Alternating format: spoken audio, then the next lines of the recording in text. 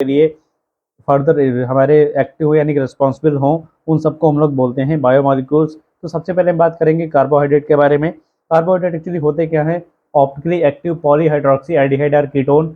ये modern definition बताती है कि ऐसे सभी कंपाउंड जिनमें 3 से ज़्यादा OH हो, 2 या 2 से ज़्यादा OH पाए जाएं, उनमें CHO ग्रुप होना कंपलसरी है या फिर उसमें कीटोन ग्रुप होना चाहिए।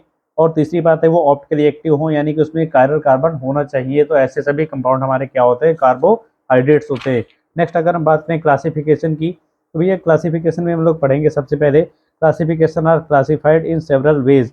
सबसे पहला लिखा है classification on the basis of physical properties. इसमें होता है carbohydrates are classified as sugar and non sugars. Sugars are crystalline sweet solid soluble in water and have sharp melting point.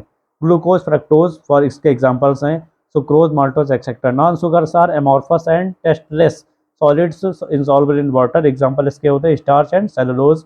Next अगर हम बात करते हैं classification on the basis of hydrolysis. Hydrolysis के base पर ये कितने टाइप के हो सकते हैं? पहला मोनोसेक्राइड, ऑलिगोसेक्राइड, डाइसेक्राइड, ऑलिगोसेक्राइड और फर्दर 2 टाइप के होते हैं, डाइसेक्राइड और ट्राइसेक्राइड। फिर हमारा लास्ट होता है पॉलीसेक्राइड। मोनोसेक्राइड की बात करें, they are the simplest sugar and do not get hydrolyse. जिनका हाइड्रोलिसिस ना हो सके वो monosaccharide. Glucose is aldohexose whereas fructose is ketohexose. Oligosaccharide की बात करें तो they get hydrolyse and give 2 to 10 monosaccharide molecules. ऐसे सभी कार्बोहाइड्रेट जिनका ऑक्सीडेशन किया जाए तो वो 2 से 10 यूनिट किसकी बना दे? मोनोसेक्राइड की। वो हमारे क्या होते हैं? Oligosaccharide. They are further classified as disaccharides. They on hydrolysis give 2 units of monosaccharide, for example sucrose और माल्टोज। अगर हम ट्राइसेक्राइड की बात करें, they on hydrolysis give 3 molecules of monosaccharide.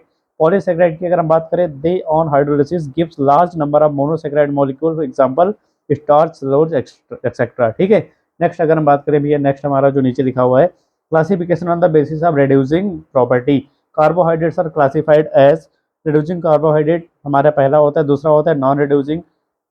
सबसे पहले हम बात करेंगे रिड्यूसिंग कार्बोहाइड्रेट्स क्या होते हैं। They reduce Tollens reagent and Fehling solution.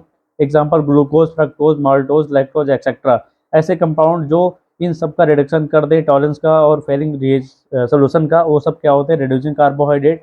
Non reducing में क्या होता है? They do not reduce Tollens reagent and Fehling solution. Example हमारा शुगर है, स्टार्च, सेलुलोज, ये सब हमारे ग्लूकोज जो मतलब कि ये सब जो नीचे लिखे हुए हैं एक्चुअली ये टॉलेंस और फेलिंग सोल्यूशन को रिड्यूस नहीं करते।